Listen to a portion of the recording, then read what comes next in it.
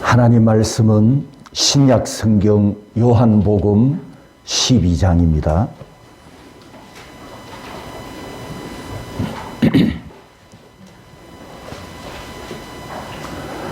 요한복음 12장 1절에서 16절까지 제가 봉독하겠습니다. 유월절 엿새 전에 예수께서 베다니에 이르시니 이곳은 예수께서 죽은 자 가운데서 살리신 나사로가 있는 곳이라. 거기서 예수를 위하여 잔치할새 마르다는 일을 하고 나사로는 예수와 함께 앉은 자 중에 있더라. 마리아는 지극히 비싼 향유 곧 순전한 나드 한 근을 가져다가 예수의 발에 붓고 자기 머리털로 그의 발을 닦으니 향유 냄새가 집에 가득하더라. 제자 중 하나로서 예수를 잡아줄 가룟 유다가 말하되 이 향유를 어찌하여 300데나리온에 팔아 가난한 자들에게 주지 아니하였느냐 하니 이렇게 말하면 가난한 자들을 생각함이 아니요 그는 도둑이라 돈괴를 맞고 거기 넣는 것을 훔쳐 가미르라. 예수께서 이르시되 그를 가만두어 나의 장례할 날을 위하여 그것을 간직하게 하라. 가난한 자들은 항상 너희와 함께 있거니와 나는 항상 있지 아니하리라 하시니라. 유대인의 큰 무리가 예수께서 여기 계신 줄을 알고 오니 이는 예수만 보기 위함이 아니요 죽은 자 가운데서 살리신 나사로도 보려 함이로라. 대제사장들이 나사로까지 죽이려고 모의하니 나사로 때문에 많은 유대인이 가서 예수를 믿음이로라. 그 이튿날에는 명절에 온 큰 무리가 예수께서 예루살렘으로 오신다는 것을 듣고 종려나무 가지를 가지고 맞으러 나가 외치되 호산나 찬송하리로다. 주의 이름으로 오시는 이 곧 이스라엘의 왕이시여 하더라. 예수는 한 어린 나귀를 보고 타시니 이는 기록된 바 시온 딸아 두려워하지 말라. 보라 너의 왕이 나귀 새끼를 타고 오신다 함과 같더라. 제자들은 처음에 이 일을 깨닫지 못하였다가 예수께서 영광을 얻으신 후에야 이것이 예수께 대하여 기록된 것임과 사람들이 예수께 이같이 한 것임이 생각났더라. 아멘. 서로 축복하겠습니다. 우리는 천국 시민입니다. 당신은 꼭 천국에 가시겠군요. 오늘부터 시작되는 고난주간은 인류 역사에서 가장 중요한 사건들이 일어나는 한 주간입니다. 아담 이후에 인류 역사에서 지금까지 단 한 번도 없었던 사건, 곧 죽으셨고 무덤에 매장되셨다가 3일 만에 다시 부활하는 기적이 일주일 후에 일어났지 않습니까? 이 놀라운 기적 사건을 두고 나를 위하여 주님이 십자가를 지셨고 나를 위하여 죽임을 당하셨고 나를 위하여 3일 만에 다시 살아나셨습니다. 이렇게 고백하는 것을 우리가 무슨 고백이라고 합니까? 따라서 합니다. 신앙 고백. 신앙 고백. 우리가 조금 전에 사도신경을 고백할 때에도 이 내용을 고백했었죠. 본디오 빌라도에게 고난을 받아 십자가에 못 박혀 죽으시고 장사된 지 사흘 만에 죽은 자 가운데서 다시 살아나셨으며 이렇게 신앙 고백을 했습니다. 나를 위하여 고난을 받으셨고 나를 위하여 못 박혀 죽으셨고 나를 위하여 다시 살아나셨습니다. 성도 여러분, 진짜로 이것을 믿습니까? 주님께서 나를 위하여 십자가에 못 박히셨으며 무덤에서 3일 만에 살아나신 것을 진정으로 믿으십니까? 믿는 여러분에게 복이 있을지어다. 아멘, 아멘. 예수님께서 누구를 위하여 돌아가셨다고요? 나를 위하여. 그렇습니다. 정성원을 위하여 고난을 받으셨고 정성원을 위하여 못 박혀 죽으셨고 정성원을 위하여 다시 살아나셨습니다. 그러니 여러분 일주일 동안 내일부터 일주일 동안 할 수만 있다면 육신적인 금식도 하시고 그리고 미디어 금식도 하고 육체적으로 즐기던 모든 것을 절제하면서 나를 위해서 고난받으신 예수님을 묵상해야 되지 않겠습니까? 한 번 더 축복합니다. 오늘 참 잘 오셨습니다. 예수님께서 당신을 위해 고난받으셨기 때문입니다. 자, 오늘 본문 2절을 보겠습니다. 이제 여러분 성경을 보셔야 됩니다. 2절에 거기서 예수를 위하여 잔치할새 마르다는 일을 하고, 여러분 앞장 11장에 보면 죽은 지 사흘이 지난 나사로를 주님이 다시 살려주신 사건이 있습니다. 죽었던 오라비가 살아났으니 그 가족들이 얼마나 기쁘겠습니까? 그래서 오라비를 살려주신 그 은혜가 너무 커서 마르다와 마리아가 주님을 위해서 감사 잔치를 준비했답니다. 자, 마르다. 이 마르다는 우리 한국말로 의역하면 원래 뜻은 안주인이라는 뜻이거든요. 안주인이라는 뜻인데 우리 한국말로 의역을 하면 천상여자 이런 뜻입니다. 마르다의 뜻이 천상여자. 요즘은 이런 말을 잘 안 씁니다. 왜냐하면 이 남자와 여자의 평등성 때문에. 그런데 과거에 조금 남존 여비 사상이 담겨 있는 그런 개념으로 천상여자 이렇게 말하면 우리 한국 사람들의 뉘앙스에 뭐 어떤 의미가 들어있습니까? 천상여자 무슨 뜻이죠? 어떤 여인을 이렇게 표현했습니까? 옛날에 현모양처. 예? 아, 현모양처. 그건 좋은 의미네요. 또 예? 살림만 하는 사람. 그렇습니다. 집안에 갇혀서 집안 일만 주구장창하는 전업주부들을 옛날에는 천상여자다. 그러니까 조금 전도를 못하는 말이에요. 일만 하는 여자다. 이 마르다가 이런 뜻입니다. 안주인이라는 뜻. 천상여자. 그래서 2절에 보면 이런 말씀이 있죠. 일을 하고 그랬잖아요. 2절에 일을 하고, 이 일을 한다는 원문이 지금 우리 교회에 우리 집사님 직분 가지신 분들, 이 집사 직분, 집사 단어와 같은 디아코노스입니다. 집사 직분 헬라어와 같은 디아코노스, 일을 하고, 그러니까 집사는 뭐 하는 사람이라고요? 그렇죠. 일하는 사람. 이 디아코노스가, 집사가 세 단어가 합쳐진 합성어입니다. 디아라는 것은 왔다리 갔다리 왔다리 갔다리 이런 뜻이고요. 코는 진흙탕, 먼지 이런 뜻이고, 오스는 일꾼, 사역자 이런 뜻입니다. 디아코노스 이 세 단어가 합쳐져서 디아코노스라고 하는데 우리말로는 집사, 일 그런 뜻입니다. 그러니까 집사의 뜻은 먼지를 뒤집어 쓰면서 일하는 사람 이런 뜻인데 오라비를 살려준 주님의 은혜가 너무 크고 감사해서 마르다는 신실하고 충성스러운 집사처럼 주님이 드실 음식을 열심히 준비하고 있습니다. 그 다음에 3절에 보면 3절을 보십시오. 마리아가 준비하는 잔치가 있습니다. 마리아가 준비하는데 이 마리아는 마리아 이름의 뜻은 가장 사랑받는 여인 이런 뜻입니다. 가장 사랑받는 여인. 자, 누가복음 10장을 한번 찾아보겠습니다. 여러분 성경을 찾으셔야 됩니다. 누가복음 10장 39절을 찾아보십시오. 누가복음 10장 39절.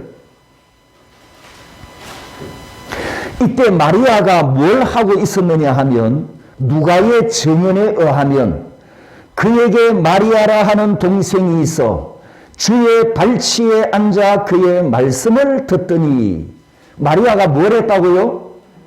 마르다는 뭘 하고 있습니까? 먼지 뒤집어 쓰고 일하고 있고 마리아는요? 발치에 앉았다. 여러분, 예수님께서 제자들에게 가르치는 말씀을 들으려고 제자들과 함께 발치에 앉아 있었답니다. 유대인의 관습, 그때 당시 저를 보십시오. 유대인의 관습에 그 시대 사람들은 집안에서 모임을 가지면 이렇게 앉습니다.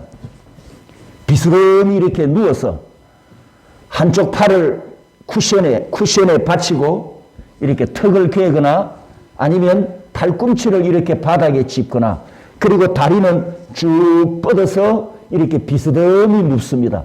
이렇게 서로 앉아서 대화를 하기도 하고 한 손으로 식사도 이렇게 했습니다. 음식도 이렇게 집어먹고 이런 자세인데 예수님께서 두 다리를 쭉 뻗고 있는 발치에 마리아가 앉았다. 이 발치라는 국어 사전을 제가 찾아봤더니 발치하고 예수님 발하고 얼마나 거리가 떨어졌을까?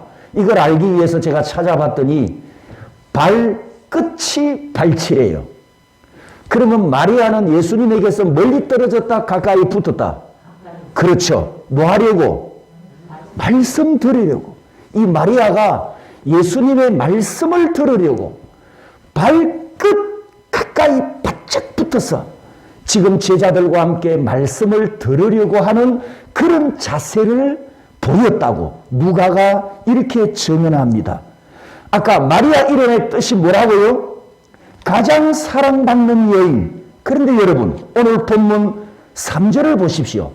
가장 사랑받는 여인이 가장 사랑받는 짓을 합니다.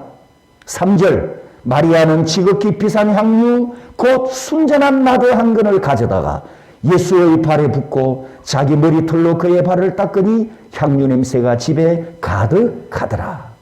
마리아는 자기 오라비를 살려준 은혜를 감사하기 위해서 주님을 위해서 준비했던 감사잔치가 뭐냐? 예수님의 발에 향유를 부어드린 것입니다. 이 향유는 당시 왕족들이 선물로 주고받는 고가의 품목이고 예수님께서 탄생하셨을 때 동방 박사들이 무슨 선물 가져왔습니까? 황금과 유향과 모략입니다. 유향과 모략입니다. 여러분 5절에 보십시오. 오늘 본문 5절에 보면 가격이 나와 있습니다. 얼마짜리라고요? 300데나리온짜리. 이게 얼마냐? 우리 돈으로 계산을 해보니까 1데나리온이 일용직 노동자 1일 임금이거든요. 지난 겨울에 석 달 전에 건설 현장 일용직 임금이 25만 원이었더라고요. 그러면 1일 노동자 임금 25만 원 곱하기 300을 해보니까 7,500만 원입니다. 우와, 마리아가 7,500만 원짜리 향유를 예수님 발에 단 한 번 쏟아부어서 감사합니다. 이 감사잔치를 해드렸단 말이죠. 3절에 보면 이런 말씀이 있습니다. 발에 붓고 기름을 붓고라고 했습니다. 여러분 구약의 메시아, 구약에는 메시아, 신약에는 그리스도, 이 이름의 뜻이 뭐죠? 기름 부음 받은 자.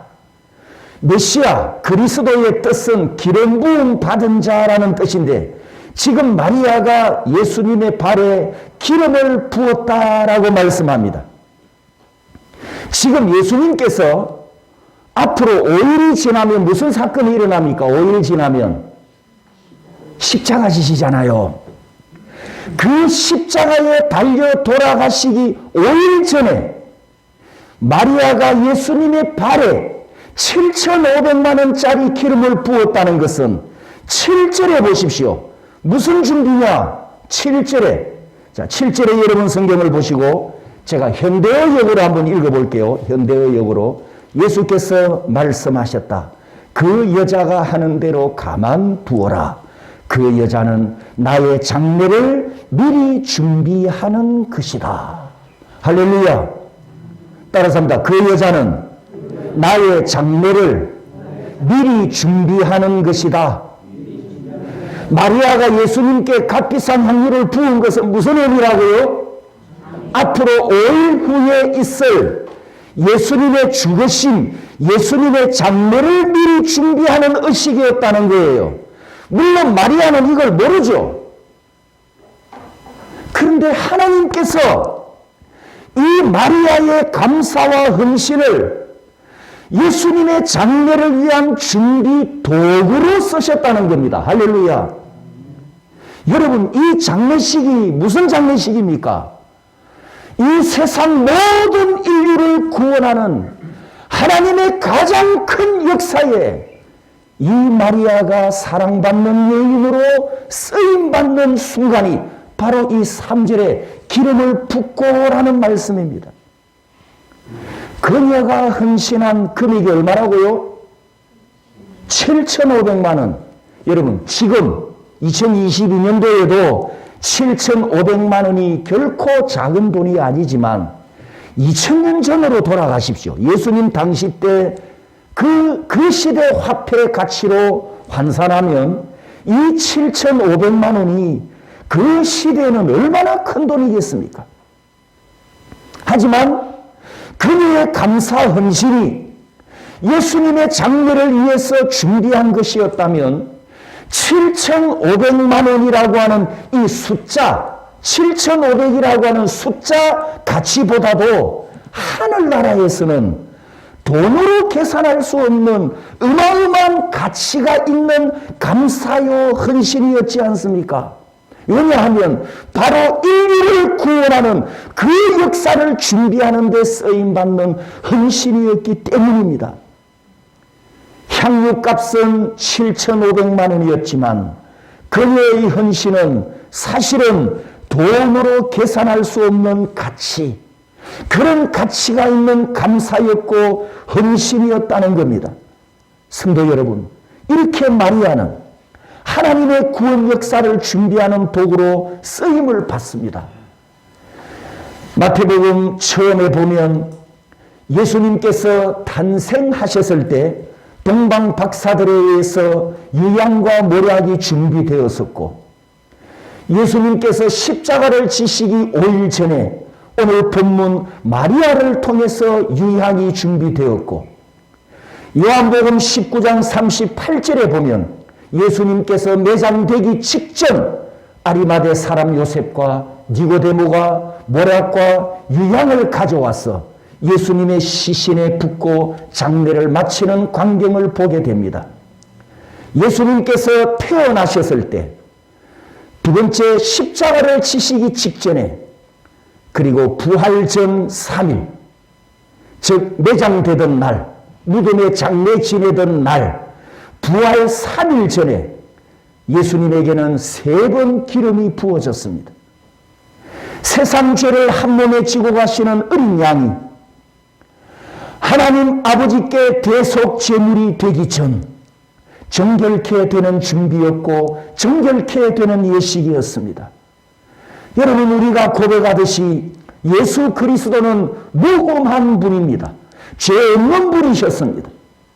그런 죄 없는 무범한 어린 양이시지만 내 죄를 짊어지셔야 하기 때문에 내 죄값 때문에 죽임을 당하시니 그 몸에 유향을 부어 정결함을 입으셔야 했습니다.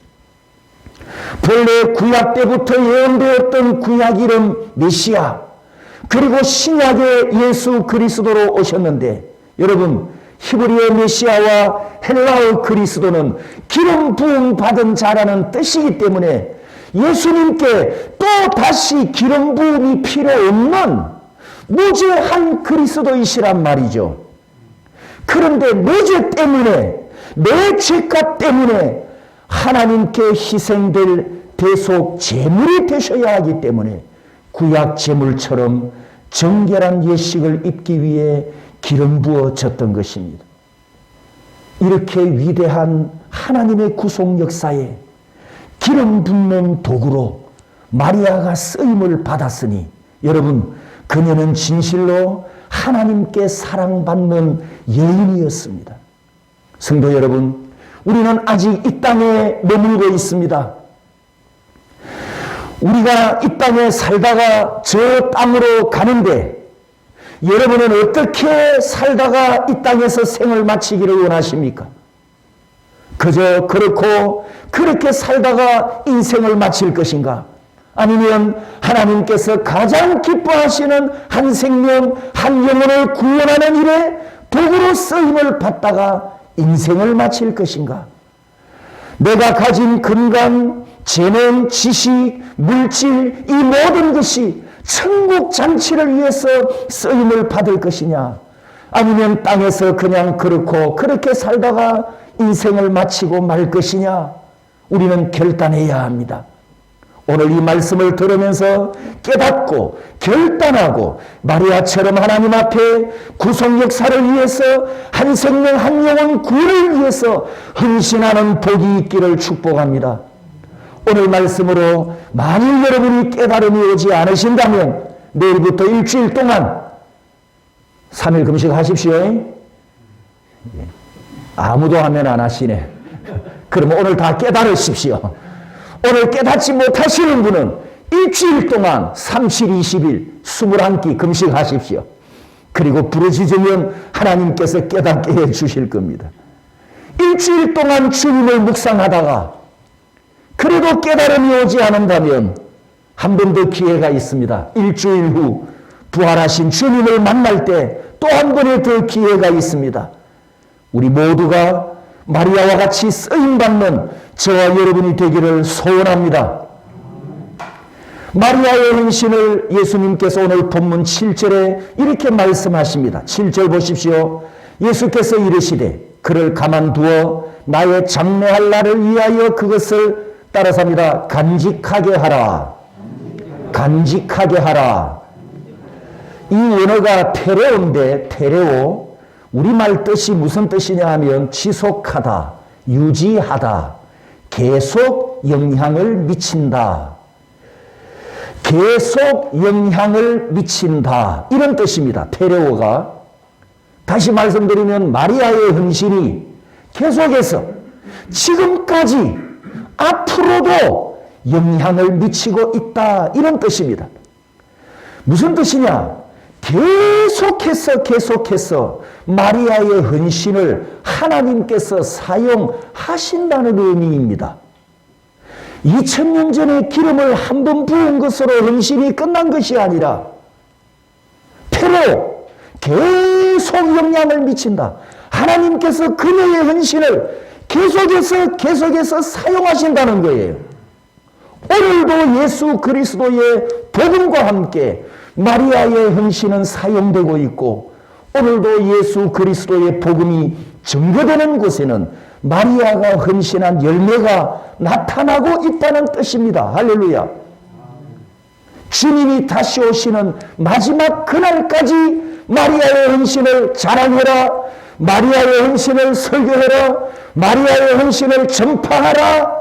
이 뜻이 바로 7절 끝에 테레오, 간직하게 하라. 이런 뜻입니다. 그런데 여러분, 그 앞에 있는 6절을 보십시오. 6절에 아주 묘한 말씀이 있습니다. 이렇게 말하면 가난한 자들을 생각함이 아니요 그는 도둑이라 돈계를 맞고 거기 넣는 것을 훔쳐 가밀어라. 성도 여러분, 저는 예수님께서 저에게 맡겨주신 복음을 예수님이 시키신 대로 전해야 되고 설교해야 합니다. 그래서 오늘도 이 설교 시간에 마리아의 헌신을 여러분에게 테레오 하고 있습니다마는 또 한 사람을 테레오 할 수밖에 없는데 6절에 누굽니까? 가룟 유다는 어떤 사람입니까? 도둑이었다.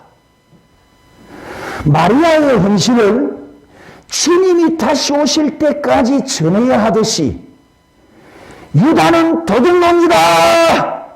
이 설교도 재림날까지 전해야 됩니다. 참 괴롭지만 성경이 기록되었으니까. 제가 지금 무엇을 말하려고 하는지 아십니까? 로마서와 갈라디아서와 고린도서를 보면 세 종류의 사람이 있습니다. 노아 홍수 후에는 황인종, 백인종, 흑인종 이렇게 세 종류의 혈통이 나누어졌지만 예수님이 오시고 난 후에는 혈통과 상관없이 모든 인류가 세 종류의 사람으로 앞에서 말한 세 권의 성경책에서 언급됩니다. 첫 번째 어떤 사람이 있느냐? 따라서 합니다. 영의 사람. 영의 사람. 우리는 어떤 사람이죠? 예, 당연히 영의 사람이죠. 두 번째 어떤 사람이 있냐? 따라서 합니다. 육신에 속한 사람. 어떤 사람일까요? 자, 세 번째 따라서 합니다. 육의 사람. 육의 사람. 육의 사람은 어떤 사람이냐? 예수 그리스도 밖에서 구원과 상관없이 하나님께 완전하게 버림받은 사람들. 우리가 말하는 이방인, 우리가 말하는 불신자들, 우리가 말하는 적그리스도들, 구원과 상관없이 하나님께 버림받은 인생들, 그 불쌍한 영혼을 성경은 육의 사람이라고 합니다. 바로 오늘 본문에 나오는 이 가룟 유다는 육의 사람일까요? 아닐까요? 자, 다시 두 번째 따라서 합니다. 육신에 속한 사람. 이 사람은 어떤 사람일까요? 예? 믿는 사람일까요? 안 믿는 사람일까요? 아, 믿는 사람입니까? 예, 역시 신앙생활한 효과가 있습니다. 그렇습니다. 육신에 속한 사람은, 예수 믿는 사람은 맞아요. 그런데 양다리 걸치고 있어. 육신의 욕심대로 살았던 과거의 관습을 버리지 못하고 이 육신의 탐욕대로 살다가 또 믿음으로 살다가 어떤 때는 하나님의 뜻대로 살고 어떤 때는 지 뜻대로 살고 이렇게 세상과 그리스도 안에 양다리를 걸치고 왔다리 갔다리 하는 이런 모습으로 살아가는 어린 아이와 같은 신앙, 연약한 신앙, 단단한 음식을 먹지 못하는 부드러운 음식을 먹는 어린 아이와 같은 신앙을 가진 사람을 성경은 두 번째 육신의 사람으로 그렇게 호칭하고 있습니다. 영의 사람과 육신에 속한 사람과 육의 사람이 있는데 바로 가룟 유다는 놀랍게도 누구 제자입니까 지금? 그런데 어떤 사람이라고요? 육의 사람. 우와! 여러분, 육에 속한 사람도 예수님의 제자인 척 할 수 있었단 말이에요.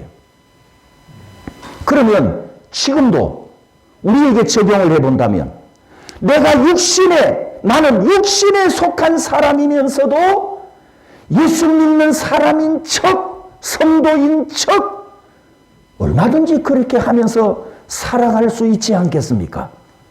가룟 유다는 육의 사람인데도 제자인 척 했는데 성도 여러분, 제가 이 설교를 시작할 때 신앙 고백에 대해서 잠시 말씀드렸습니다. 예수님의 죽으심과 예수님의 부활하심을 믿는 것을 나의 신앙 고백이라고 말씀드렸는데 나를 구원하신 예수 그리스도를 믿는다면 나를 위해서 십자가를 지신 예수 그리스도를 믿는다면 육신의 사람으로 살면 안 되지 않습니까, 여러분? 영의 사람으로 살아가야 하지 않습니까? 마리아의 이름은 한 생명, 한 영혼을 구속하는 그 위대한 일에 쓰임을 받고 영향을 끼친 이름으로 지금까지 남아있는데 가룟 유다는 불행하게도 도둑의 이름으로 남았습니다. 사랑하는 성도 여러분, 오늘 저와 여러분의 삶도 여러분의 헌신도 마리아처럼 되기를 주님의 이름으로 축복합니다. 하나님께 쓰임받기를 축복합니다. 오늘 본문 12절 13절에 예수님께서 예루살렘으로 들어가십니다. 며칠 전에 죽었던 나사로가 살아났고 나사렛 예수가 그를 살렸다는 소문이 이스라엘 안에 쫙 퍼졌습니다. 그 예수께서 예루살렘 성에 들어오신다니까 죽었다가 살아난 나사로도 보고 예수님도 보기 위해 군중들이 모여들었는데 이때는 유월절 절기를 지키기 위해서 이스라엘 정국과 해외에 나가 있던 유대인들까지 모여들고 있던 때입니다. 그래서 역사가 요세푸스의 증언에 의하면 여러분 이 예루살렘에 이때 270만 명이나 되는 사람들이 많이 모일 때는 그렇게 운집했다고 합니다.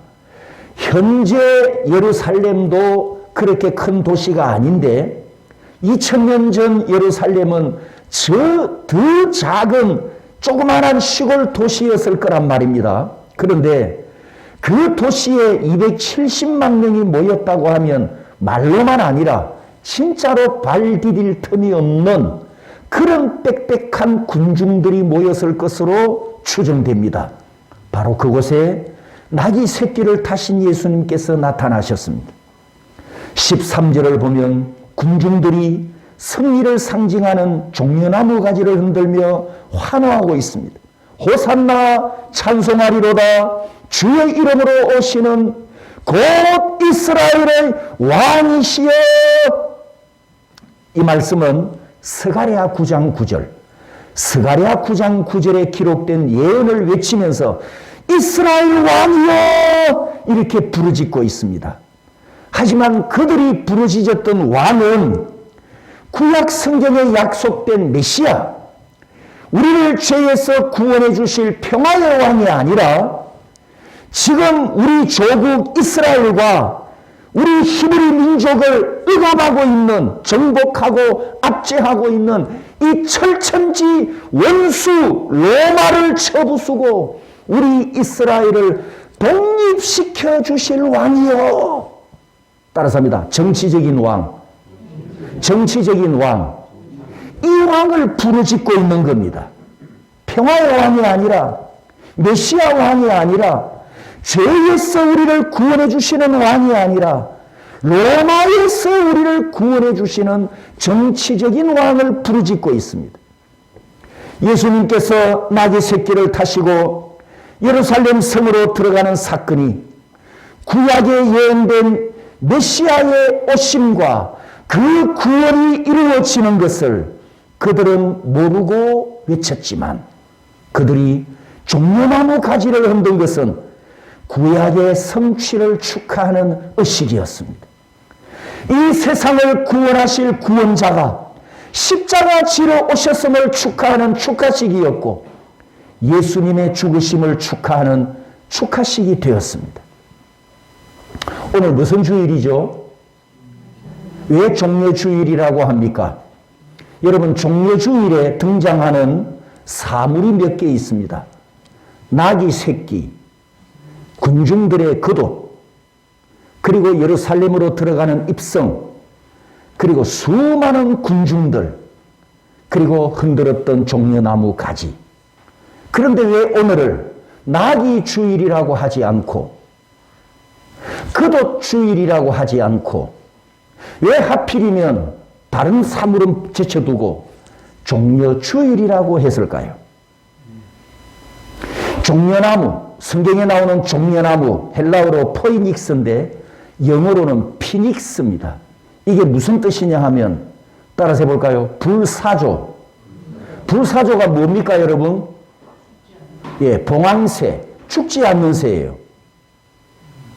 성경에 사용된 그리고 천국에서도 등장하는 이 종려나무의 의미는 영원히 죽지 않는 나무, 천국에 있는 나무, 다르게 표현하면 부활의 나무라는 뜻이 있습니다.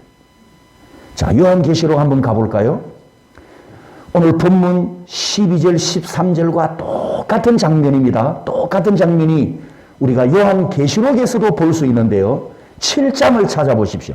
요한계시록 7장.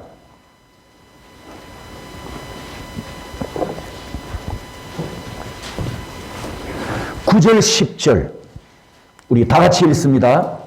이 일 후에 내가 보니 각 나라와 족속과 백성과 방언에서 아무도 능히 셀 수 없는 큰 무리가 나와 흰옷을 입고 손에 종려 가지를 들고 보좌 앞과 어린 양 앞에 서서 큰 소리로 외쳐 이르되 구원하심이 보좌에 앉으신 우리 하나님과 어린 양에게 있도다. 아멘, 아멘. 사도 요한은 땅에 있는 예루살렘에서도 천국 입성식을 보았고, 밤모섬에서 환난을 당하고 있을 때 천국에 이끌려 올라가 하늘에 있는 예루살렘에서도 똑같은 광경을 환상으로 목격한 것을 요한복음과 요한계시록 두 권의 책에 기록해서 우리에게 증언해 주고 있습니다. 그러므로 오늘 본문 12절 13절에 요한복음 오늘 본문 12절 13절에 나귀를 타시고 예루살렘에 입성하는 이 장면은 장차 천국에 입성하실 것을 미리 보여주는 예언적 장면이었어요. 성도 여러분, 요한복음에 있는 것과 요한계시록에 있는 두 개를 대조해 보십시오. 대조. 자, 두 본문에, 두 예루살렘에 두 찬양이 울려 퍼졌습니다. 땅에 있는 예루살렘에서는 로마 정부에서 우리를 구원해 주소서 이렇게 부르짖었지만 그 찬양이 하나님께 올라갔을까요? 그들의 부르짖음이 하나님께서 흥량하셨을까요? 그냥 떠드는 소리일 뿐이었어요. 호산나 찬송하리로다 이스라엘의 왕이여, 이건 그냥 떠드는 소리였을 뿐이에요. 그런데 요한계시록 7장에 하늘에 있는 예루살렘에서 구원하시니 보좌에 앉으신 우리 하나님과 어린 양께 있도다. 이 찬양은 보좌에 앉으신 하나님께 올라가고 보좌에 앉으신 하나님께서 헌양하신 찬양이었지 않습니까, 여러분? 오늘 본문 12절 13절에 환호하는 큰 무리들, 요한계시록 7장에도 등장하는 큰 무리들, 두 무리들이 나뉘어지고 있습니다. 두 본문에 똑같이 환호하고 똑같이 구원을 부르짖고 똑같이 종려나무 가지를 흔들고 똑같이 예수 그리스도를 따르고 똑같이 예루살렘 성에서 노래 부르고 있지만 복음서의 큰 무리들과 요한계시록의 큰 무리들의 최후 운명은 갈려버렸습니다. 땅에 있는 예루살렘 큰 무리들은 이래놓고도 나중에 뭐라고 합니까? 예수를 십자가에 못 박으라! 예수를 십자가에 못 박으라! 그렇지 않습니까? 하늘에 있는 예루살렘 큰 무리들은 구원하심이 보좌에 앉으신 우리 하나님과 어린 양에게 있도다. 영원히 살아서 오늘 이 순간에도 찬양하고 있습니다. 할렐루야. 그들은 지금도 보좌에서 찬양하고 있습니다. 육신의 몸을 입고 오신 예수 그리스도와 함께 땅 예루살렘에 들어갔던 무리들은 그 성 안에서 AD 70년에 로마 장군 디도에게 다 멸망당했지만 주님이 계시는 하늘이 있는 예루살렘에 믿음으로 축 입성한 성도들은 오늘도 주님과 영원히 살아 있습니다. 할렐루야. 성도 여러분, 끝까지 예수 그리스도를 따르시기를 축복합니다. 끝까지 믿음으로 살아가시기를 축복합니다. 요한계시록에 있는 이 큰 무리들을 보십시오. 이들이 어디에 줄서기를 했냐 하면, 자, 다시 요한계시록 7장을 찾습니다. 13절, 14절. 우리 다 같이 읽겠습니다. 요한계시록 7장 13절, 14절. 다 같이 읽습니다.